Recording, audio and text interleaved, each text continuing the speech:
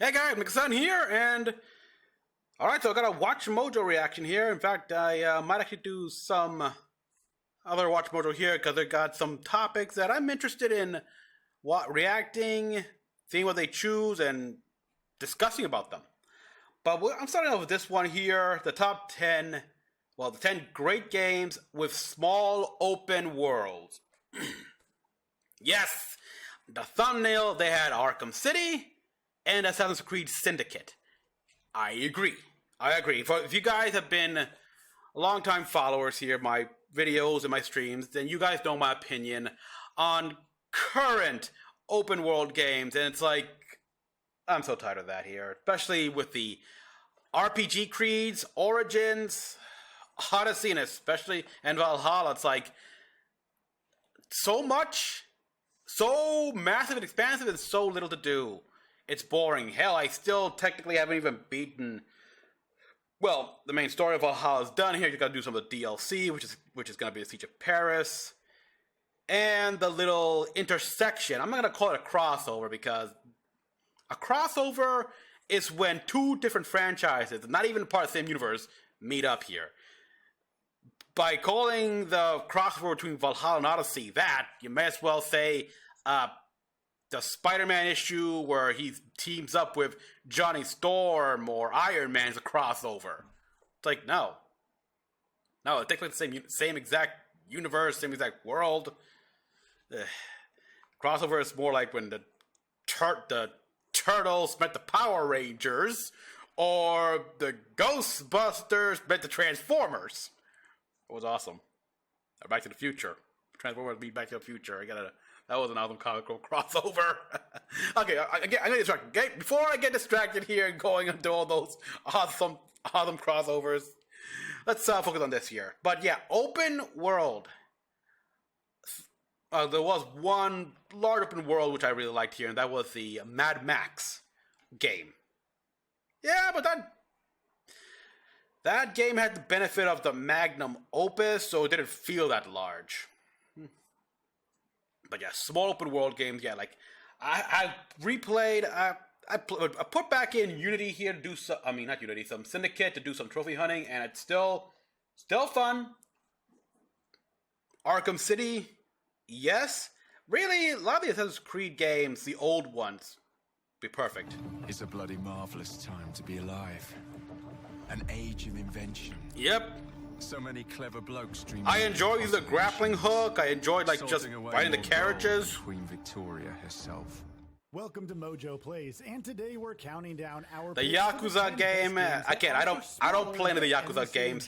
Vampire, yeah, Vampire. Engage with. You think Gotham's bad under Joker? I played Infamous Last Light a bit here just to do trophy hunting, and the amount of the open world there, more of a sandbox, but it's fun. So be sure to subscribe and ring the bell to be notified about our so yeah, videos. put some Infamous games. Middle-earth, Shadow of Mordor. Can the curse be broken? Destroy the Black Hand and his followers. Destroy Mordor. How do I do this? Shadow of I don't play this one here, but is a great example of the Nemesis system. Quite small, but is deeply immersive and engaging. God, with a strong lived-in sense. Of course, much of this comes from the Warner Bros. Had to patent the Nemesis system, and even they don't use it that much at all in their own games. Be replaced altogether. Although I hear it could be that future encounters. Maybe, who knows? Who knows?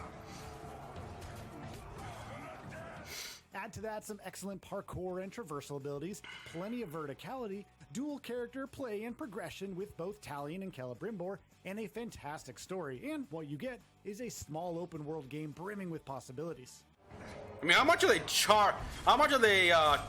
charging the Nemesis system exactly for the studios?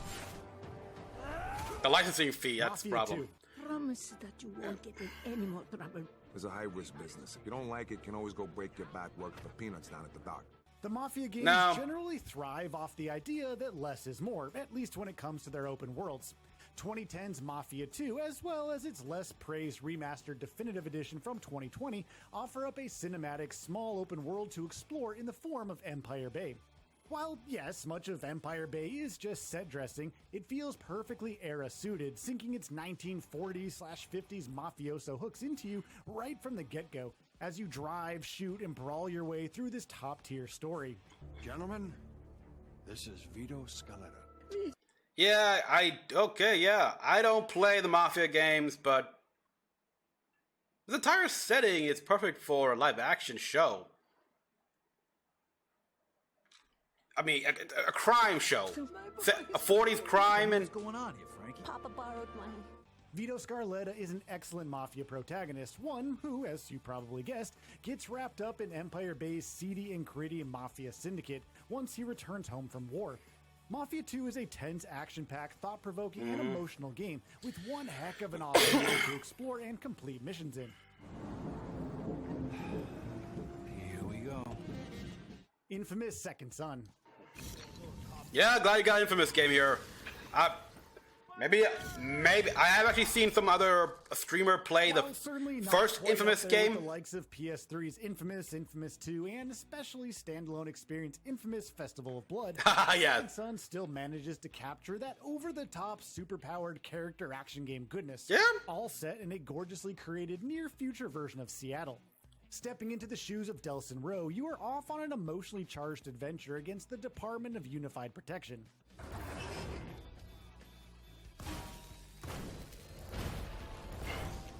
Yeah, I might replay this game here after While the doing story trophy is hunting in Last Light. Second Son truly comes into But- its own with Delson's host of superpowers and souped-up traversal abilities, making him a true force. to Where he be took reckoned with. neon abilities. Exploring every inch, nook, and cranny of this fictional version of Seattle is an absolute blast from top to bottom, as Delson uses his conduit powers in tandem with fun parkour elements. Where he's like a poly conduit, something like that. He gets absorb multiple powers. Sleeping Dogs. This is your last chance to come in clean. What's he gonna do? Arrest me?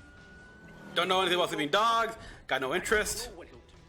But yeah, like I'm like Infamous here. Insomniac. Sleeping Dogs. It never Do really something! gets the love and recognition it deserves, even though. Oh, it's but that's not easily Insomniac. one That's of the Sucker best Punch. open world games. My mistake, people. I apologize here. Sucker Punch. Not Insomniac is. Insomniac is what I want. It's what Resistance. I got Resistance on the brand. Still reading the first book. So yeah, but Sucker Punch. Sucker Punch. Sucker Punch. Come on, get back to Infamous. There's more story here. We won as Delson, but there is still the whole fear of the conduit, stuff like that in the world of Infamous. Stop. A lot of this, of course, comes down to the small, We yet give us more utterly characters. intoxicating and thoroughly vibrant and lived-in cityscape setting, Hong Kong to be specific. A game all about infiltrating the powerful and nefarious Sun On Yi triad organization, you play as undercover cop Wei Shen, an intense yet sympathetic protagonist who is as good with his fists, thanks to his martial arts prowess, as he is with his charismatic words. We're cops. You're a cop. I'm an undercover cop. The rules are different. Yep. As you traipse through the neon-drenched Hong Kong locale, Like the car. you always have something fun to do. From great missions to And I know solid, there are brutal thought waiting there are combat yeah encounters brutal. to investing XP into Wei Shen and more. Sleeping Dogs will be a game you keep in your library for the long haul. I'm in. Find a way to make him trust you. Yeah, there's a lot of. We want the Red Poles, the lieutenants, all of them. Do whatever it takes. A short hike. Never heard of this game. Is it PC only? This indie darling perfectly encapsulates Yeah, it's indie open game. world goodness and cozy charm. A game dripping with care, creativity, and playfulness.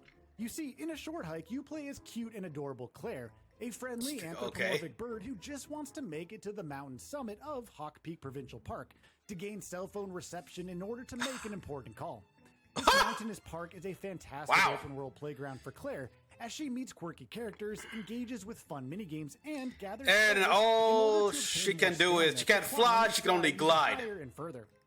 Glide on currents of wind here. So gargoyles, basically. Nice music, though. While a very short game overall, every minute here is both outstanding and rewarding, ensuring you have a big ol' smile plastered on your face the whole time. Also, for a super similar, small yet Little playful Gator open world game. experience that is also bursting at the seams with whimsy and charm is Lil Gator Game. So yeah, just go out and play these games. You definitely won't regret it.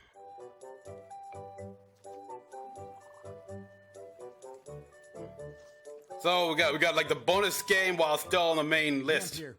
We stand upon the precipice. Yes. What prevails in the end, I wonder? The desire for blood. Yeah, I streamed this game for the Halloween season, beat it. I thought about going back to it because there was a couple of trophies that I could actually get. I could get here if I make the right decisions, stuff like that. And, you know, of course, going all evil. Or to be of service to man. We really do need more vampire-focused games in general, since their dark, moody, and gothic vibes create a perfectly cozy game. Yeah, and for those how's of us with a penchant for the all Masquerade things mystical, games? mythological, and supernatural. Enter Vampire, a top-notch open-world action RPG from storytelling masters Don't Nod. This 2018 AA gem deserves your time and attention because of its excellent narrative, strong characters, crafty and intricate dialogue system, and its dank, derelict, creepy, and fog-laden Victorian London locale. Yeah, like Victorian London, like after the whole World War, I think World War One still technically ongoing at this point. Like, was it 19? Well, I mean, 19. Yeah, it was 1919. It's 1919, the Spanish flu epidemic. Which, yeah, we know what that's like here. But it was very closed off here. Just a few some boroughs here and there. It was a nice walk here, just searching around here, fighting, collecting collectibles, that kind of stuff. Overnight, my world has changed. The gnawing hunger inside me. Vampire is all about Dr. Jonathan Reed, a blood transfusion specialist who just so happens to find himself turned into a creature of the night. Yep. His internal battle with his lust for blood as a vampire and his ideals as a doctor with his Hippocratic oath makes for a compelling character-driven adventure. As you And the first thing he did here, because when he first transformed, there was no escaping it, but he bit his sister. Traverse through this small Turned into a open world, vampire and you will be everything. met There with was- friend and foe alike, with plenty of Victorian horrors awaiting you should you venture out into the darkness. My life has become a waking nightmare. I did not choose the thing I've become. Nope. South Park: The Stick of Truth. All hail the Grand Wizard! Open world, really? The new kid. Your coming was foretold by Coldwell Banker. Okay. It's hard to know if fans of South Park were actually hoping for much with the Stick of Truth before release, let alone a solid open world RPG. However, I still love to watch people play this game on Twitch. And crude humor of the titular show, while Especially the first time players. Weapons, engaging turn-based battles, and plenty of shenanigans along the way. There's a lot of it. Yeah, it's South Park. Dungeon with swords and sorcery. Let us charge our shields and use photon torpedoes to vaporize the Klingons. The Explorer of South Park Town is a treat to explore here, especially for fans of the show. There's just always someone to chat to, somewhere to go, or something to battle. It should come as no surprise that Stick of Truth is The Dovahkiin and Chef! However, a balance Chef! is perfectly struck here. They resurrected him, and oh my god. Solid attention to detail when it comes to the eponymous source material. We need a savior who can undo that which And, has been did. Yeah, not much of I wouldn't even call this an open world really here. It's a bit of a sandbox, but it's the sound of South Park here. Oh yeah, we could go to Canada, that's true, but meh? I still to this day do want to try out Snow Day. I mean, I've heard nothing but negative things about it, but I want to try it out here. See for myself. I'll do it. Yakuza 0. I don't play Yakuza games here. I do know that these guys go the pretty damn extra mile here to make Japan, make Tokyo here pretty much spot on to what it was. The data set here, like the 70s and 80s and stuff like that. Yakuza Zero's locations are set in and around fictionalized versions of Tokyo, Really? namely Kamurocho and Sotenbori. These two locales might be small Camarocho, compared to yeah. other open world games out there, but boy, oh boy, But they try to be they accurate with provide time period. oodles upon oodles and even more oodles of fun activities for Kazuma Kiryu and Goro Majima to engage with. Yes, from what I hear. It's crazy, it's hilarious, but you can have phones, you got phone sex going on. Yakuza games have always been known for their bonkers, over-the-top madcaps, and Yakuza That's 0 fun. is really no different here. From chatting with quirky locals to taking on plentiful central and side missions, to heck, even playing some Sega arcade games, to pummeling goons with varied fighting styles, Yep. to leveling up Kazuma and Goro, Like, to dining at a whole lot of restaurants. mini Yakuza games. 0's open world is a staggering buffet of fun times.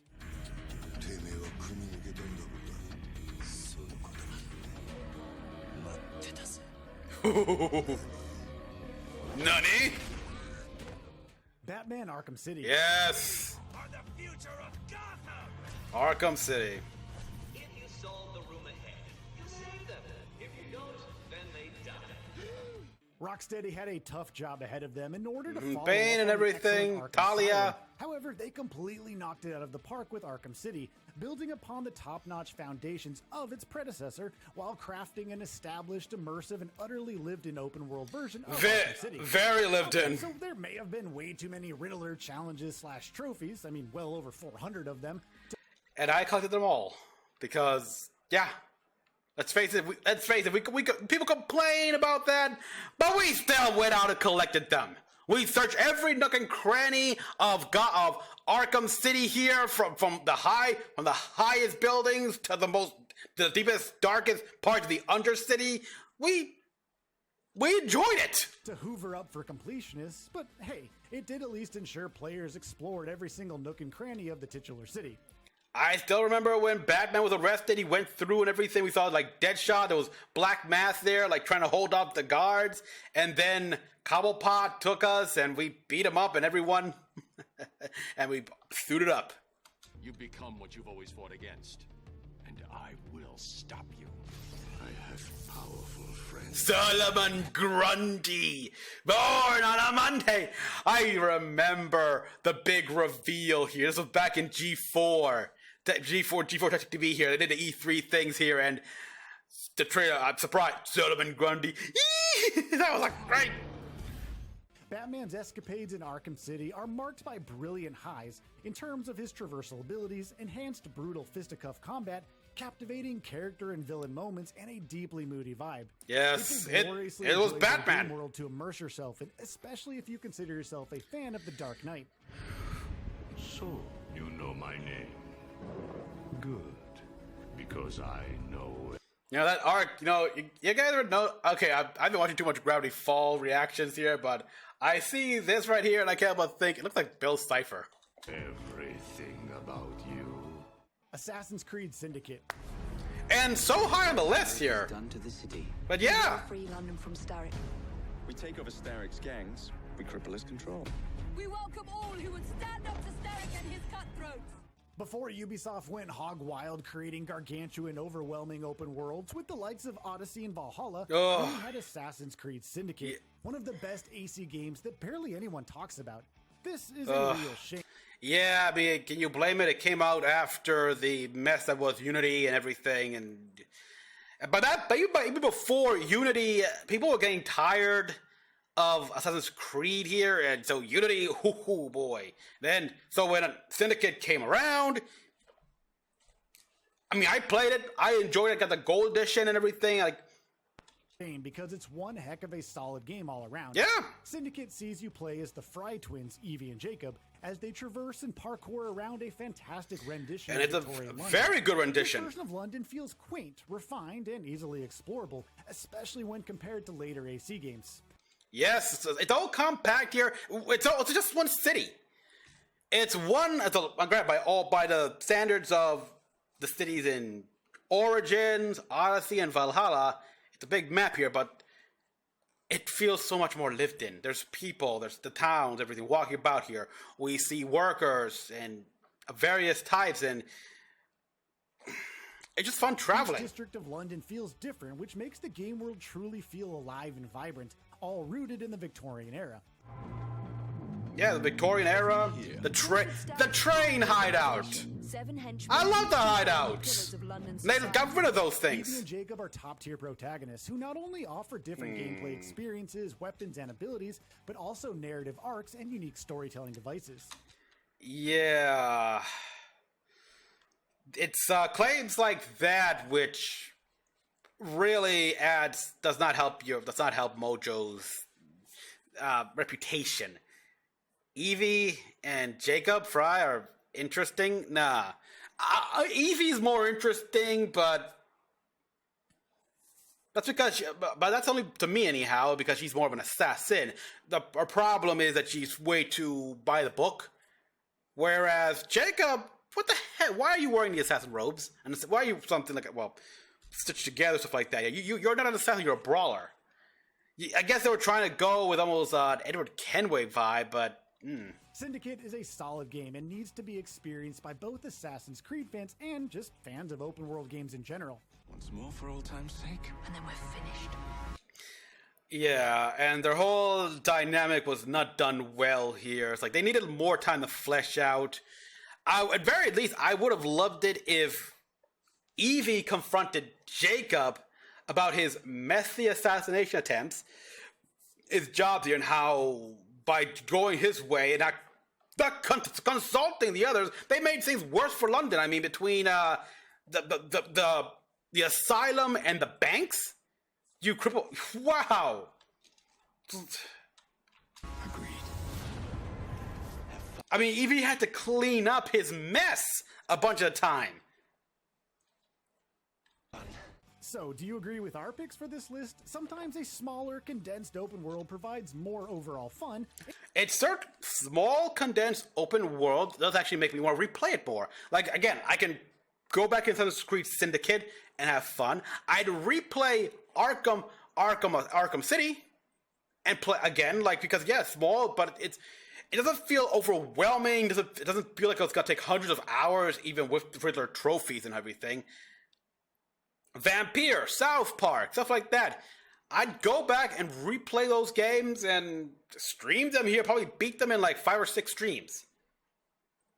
And I'd be all for rinse and repeat. These massive games, even the games that I think were great here, like Mad Max, I might, but not really. It's performed it well, but I still would think twice about replaying that game. Odyssey, Origins, and Valhalla? Nah, no thank you. One and done for me. And never mind some of the other open world games here, which I can't recall. There's some games I gotta return to because I dropped eventually as I moved on, like Fallout 4 or Fallout 3.